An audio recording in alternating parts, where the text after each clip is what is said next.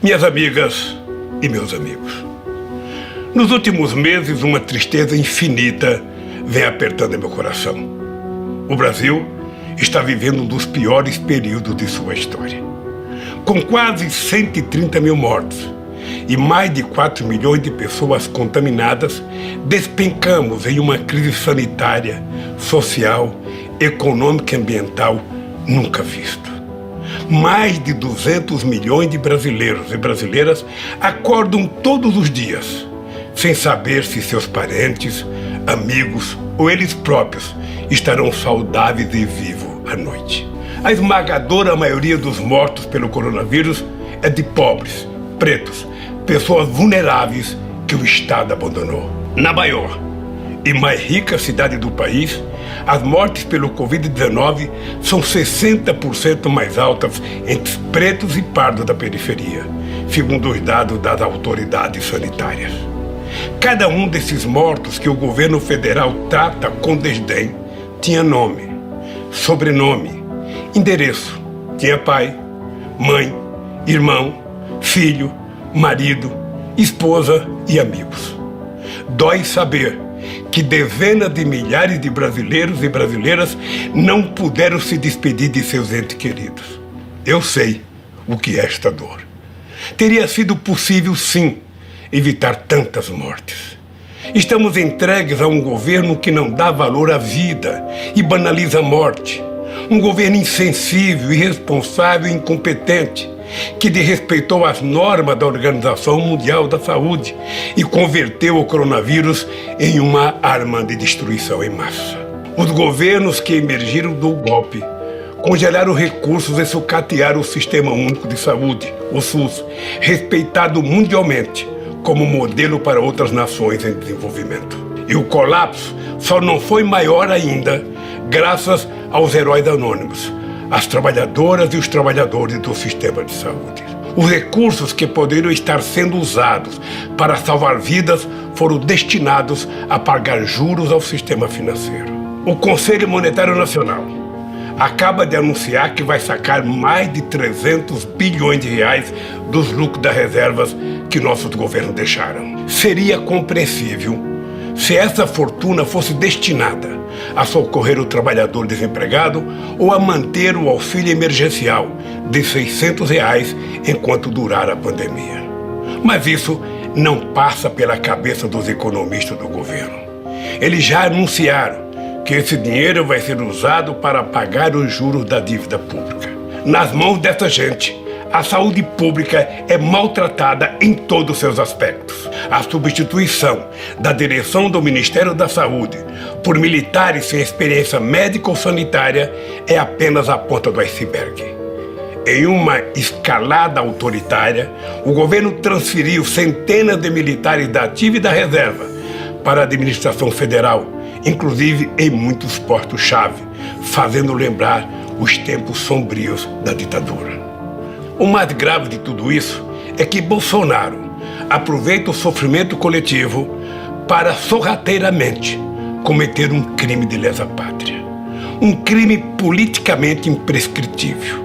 O maior crime que um governo pode cometer contra o seu país e o seu povo. Abrir mão da soberania nacional.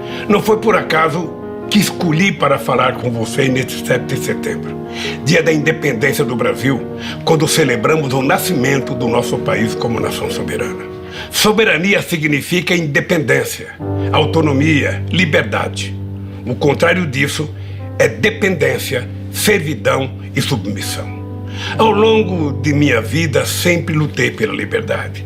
Liberdade de imprensa, liberdade de opinião, liberdade de manifestação e de organização, liberdade sindical e liberdade de iniciativa.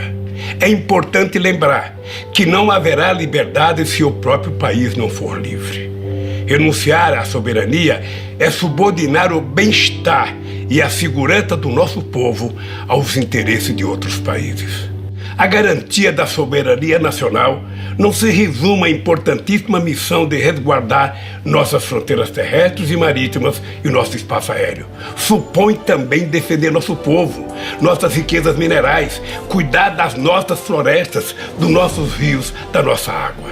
Na Amazônia, devemos estar presentes com cientistas, antropólogos e pesquisadores dedicados a estudar a fauna e a flora e a empregar esse conhecimento na farmacologia, na nutrição e em todos os campos da ciência, respeitando a cultura e a organização social dos povos indígenas. O governo atual subordina o Brasil aos Estados Unidos de forma humilhante e submete nossos soldados e nossos diplomatas a situações vexatórias e ainda ameaça envolver o nosso país em aventuras militares contra os nossos vizinhos, contrariando a própria Constituição para atender aos interesses econômicos e estratégicos militares norte-americanos. A submissão do Brasil aos interesses militares de Washington foi escancarada pelo próprio presidente ao nomear um oficial general das Forças Armadas Brasileiras para servir no Comando Militar Sul dos Estados Unidos, sob as ordens de um oficial americano. Em outro atentado à soberania nacional, o atual governo assinou com os Estados Unidos um acordo que coloca a base aeroespacial de Alcântara sob o controle de funcionários norte-americanos e que priva o Brasil de acesso à tecnologia mesmo de terceiros países. Quem quiser saber os verdadeiros objetivos do governo não precisa consultar manuais secretos da ABIN ou do Serviço de Inteligência do Exército. A resposta está todos os dias no Diário Oficial, em cada ato, em cada decisão, em cada iniciativa do presidente e de seus assessores, banqueiros e especuladores que ele chamou para dirigir nossa economia. Instituições centenárias, como o Banco do Brasil, a Caixa Econômica Federal e o BNDES, que se confundem com a história do desenvolvimento do país, estão sendo esquartejadas e fatiadas ou simplesmente vendidas a preço vil. Bancos públicos não foram criados para enriquecer famílias. Eles são instrumento do progresso, financiam a casa do pobre, a agricultura familiar, as obras de saneamento e a infraestrutura essencial ao desenvolvimento. Se olharmos para o setor energético, veremos uma política de terra arrasada igualmente predadora. Depois de colocar à venda por valores ridículos as reservas do pré-sal, o governo desmantela a Petrobras. Venderam a distribuidora e os gasodutos foram alienados. As refinarias estão sendo esquartejadas. Quando só restarem os cacos, chegarão as grandes multinacionais para arrematar o que tiver sobrado de uma empresa estratégica para a soberania do Brasil. Meia dúzia de multinacionais ameaçam a renda de centenas de bilhões de reais do petróleo e do pré-sal, recursos que constituiriam um fundo soberano para financiar uma revolução educacional e científica. A Embraer, um dos maiores trunfos do nosso desenvolvimento tecnológico, só escapou da sanha entreguista em função das dificuldades da empresa que iria adquiri-la, a Boeing, profundamente ligada ao complexo industrial militar dos Estados Unidos. O desmanche não termina aí. O furor privatista do governo pretende vender na Bacia das Almas a maior empresa de geração de energia da América Latina, a Eletrobras, uma gigante com 164 usinas, 2 delas termonucleares, responsável por quase 40% da energia consumida no Brasil. A demolição das universidades, da educação e o desmonte das instituições de apoio à ciência e tecnologia, promovido pelo governo, são ameaça real e concreta à nossa soberania.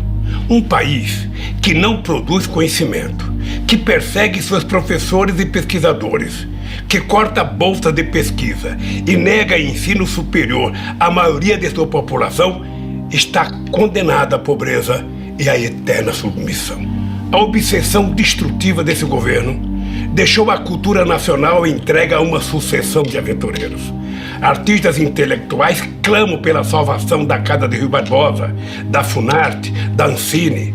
A Cinemateca Brasileira, onde está depositado um século da memória do cinema nacional, corre o sério risco de ter o mesmo destino trágico do Museu Nacional. Minhas amigas e meus amigos, no isolamento da quarentena, tenho refletido muito sobre o Brasil e sobre mim mesmo, sobre meus erros e acertos e sobre o papel que ainda pode me caber na luta do nosso povo por melhores condições de vida.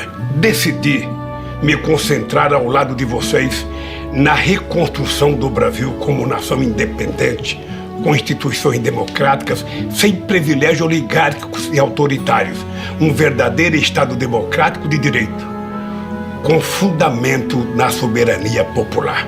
Uma nação votada para a igualdade e o pluralismo. Uma nação inserida numa nova ordem internacional, baseada no multilateralismo, na cooperação e na democracia, integrada na América do Sul e solidária com outras nações em desenvolvimento. O Brasil que quero reconstruir com vocês é uma nação comprometida com a libertação do nosso povo, dos trabalhadores e dos excluídos.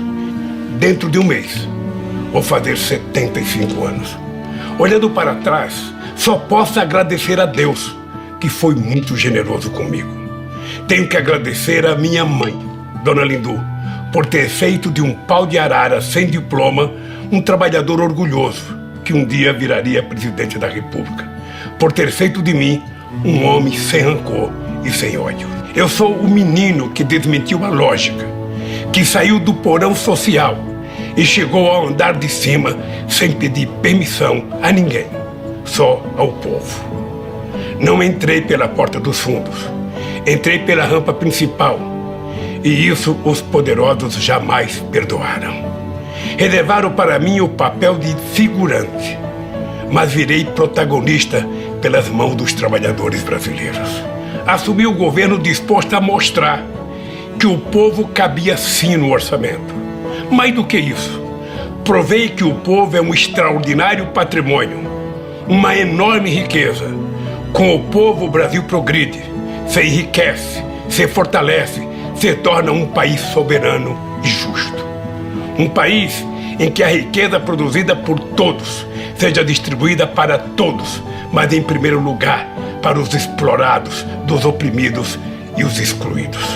Todos os avanços que fizemos sofreram encarniçada oposição das forças conservadoras, aliadas aos interesses de outras potências. Eles nunca se conformaram em ver o Brasil como um país independente e solidário com seus vizinhos latino-americanos e caribenhos, com os países africanos, com as nações em desenvolvimento. É aí, nessas conquistas dos trabalhadores, nesse progresso dos pobres, no fim da subserviência, é aí que está a raiz do golpe de 2016. Aí está a raiz dos processos armados contra mim, da minha prisão ilegal e da proibição da minha candidatura em 2018. Processos que agora todo mundo sabe contaram com a criminosa colaboração secreta de organizações de inteligência norte-americanos. Ao tirar 40 milhões de brasileiros da miséria, nós fizemos uma revolução neste país, uma revolução pacífica, sem tiros nem prisões. Ao ver que esse processo de ascensão social dos pobres iria continuar, que a afirmação da nossa soberania não iria ter volta, os que se julgam donos do Brasil, aqui dentro e lá fora, resolveram dar um basta. Nasce aí o apoio dado pelas elites conservadoras a Bolsonaro. Aceitaram como natural sua fuga dos debates, derramaram rios de dinheiro nas indústrias das fake news, fecharam os olhos para seu passado aterrador, fingiram ignorar seu discurso em defesa da tortura e a apologia pública que ele fez do estupro. As eleições de 2018 jogaram o Brasil em um pesadelo que parece não ter fim. Com a ascensão de Bolsonaro, milicianos, atravessadores de negócios e matadores de aluguel saíram das páginas policiais e aparecem nas colunas políticas. Como no filme de terror, as oligarquias brasileiras pariram um monstrengo que agora não consegue controlar, mas que continuarão a sustentar enquanto seus interesses estiverem sendo atendidos. Um dado escandaloso ilustra essa conivência. Nos 4 primeiros meses da pandemia, 40 bilionários brasileiros aumentaram suas fortunas em 170 bilhões de reais. Enquanto isso, a massa salarial dos empregados caiu 15% em um ano, o maior tombo já registrado pelo IBGE. Para impedir que os trabalhadores possam se defender dessa pilhagem, o governo asfixia os sindicatos, enfraquece as centrais sindicais e ameaça fechar as portas da Justiça do Trabalho. Querem quebrar a coluna vertebral do movimento sindical, o que nem a ditadura conseguiu. Violentaram a Constituição de 88. Repudiaram as práticas democráticas, implantaram um autoritarismo obscurantista que destruiu as conquistas sociais alcançadas em décadas de lutas. Abandonaram uma política externa altiva e ativa, em favor de uma submissão vergonhosa e humilhante. Este é o verdadeiro e ameaçador retrato do Brasil de hoje. Tamanha calamidade terá que ser enfrentada com um novo contrato social que defenda os direitos e a renda do povo trabalhador. Minhas amigas e meus amigos, minha longa vida, aí incluídos os quase 2 anos que passei em uma prisão injusta e ilegal, me ensinou muito. Mas tudo que fui, tudo que aprendi, cabe num grão de milho se essa experiência não for colocada a serviço dos trabalhadores. É inaceitável que 10% da população viva às custas da miséria de 90% do povo. Jamais haverá crescimento e paz social em nosso país, enquanto a riqueza produzida por todos for parar nas contas bancárias de meia dúzia de privilegiados. Jamais haverá crescimento e paz social se as políticas públicas e as instituições não tratarem com equidade a todos os brasileiros. É inaceitável que os trabalhadores brasileiros continuem sofrendo os impactos perversos da desigualdade social. Não podemos admitir que nossa juventude negra tenha suas vidas marcadas por uma violência que beira genocídio. Desde que vi, naquele terrível vídeo, os 8 minutos e 43 segundos de agonia de George Floyd, não paro de me perguntar: quantos George Floyd nós tivemos no Brasil? Quantos brasileiros perderam a vida por não serem brancos? Vidas negras importam, sim, mas isso vale para o mundo, vale para os Estados Unidos e vale também para o Brasil. É intolerável que nações indígenas tenham suas terras invadidas e saqueadas e suas culturas destruídas. O Brasil que queremos é o do Marechal Rondon e dos irmãos Vilas Boas, não o dos grileiros e dos devastadores de florestas. Temos um governo que quer matar as mais belas virtudes do nosso povo, como a generosidade, o amor, a paz e a tolerância. O povo não quer comprar revólver, nem cartucho de carabina. O povo quer comprar comida. Temos que combater com firmeza a violência impune contra as mulheres. Não podemos aceitar que um ser humano seja estigmatizado por seu gênero. Repudiamos o escárnio público com os quilombolas.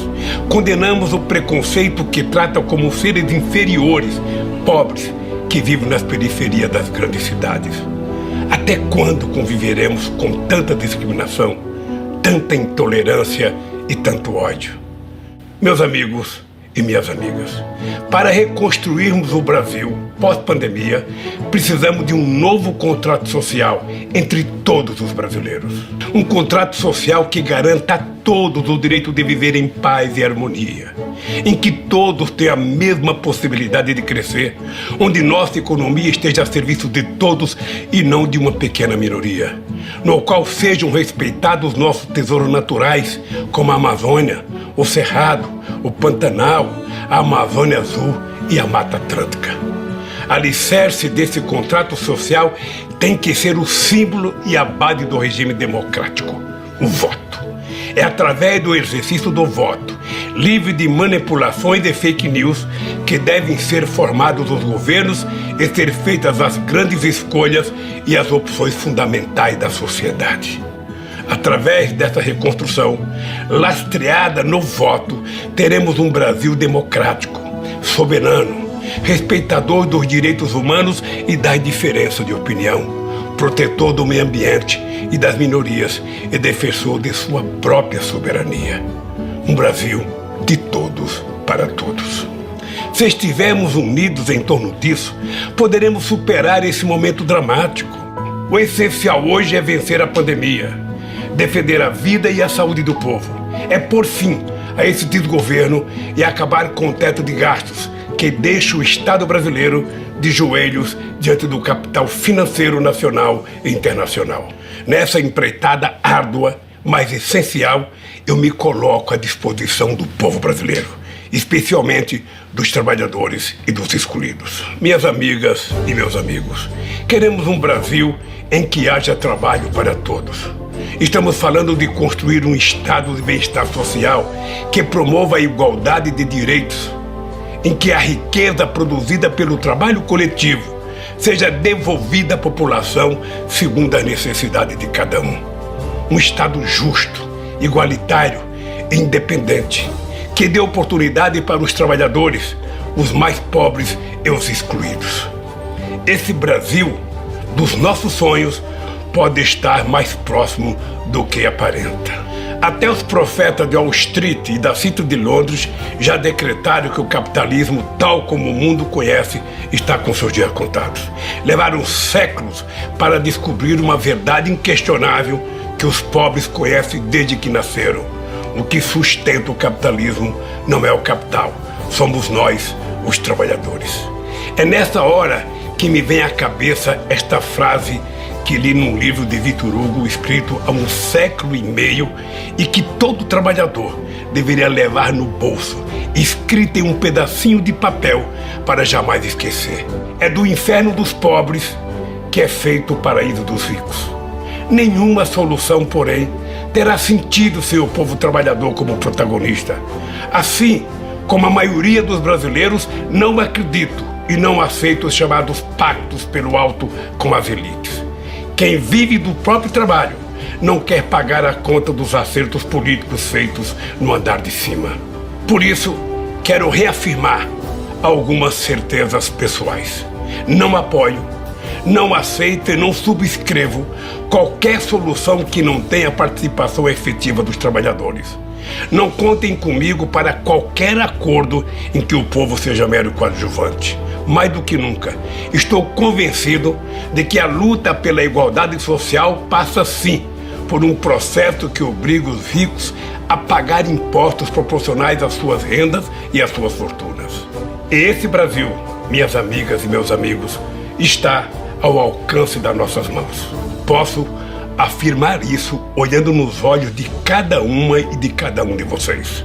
Nós provamos ao mundo que o sonho de um país justo e soberano pode sim se tornar realidade. Eu sei, vocês sabem, que podemos de novo fazer do Brasil o país dos nossos sonhos. E dizer do fundo do meu coração, estou aqui, vamos juntos reconstruir o Brasil. Ainda temos um longo caminho a percorrer juntos. Fiquem firmes, porque juntos nós somos fortes. Viveremos e venceremos.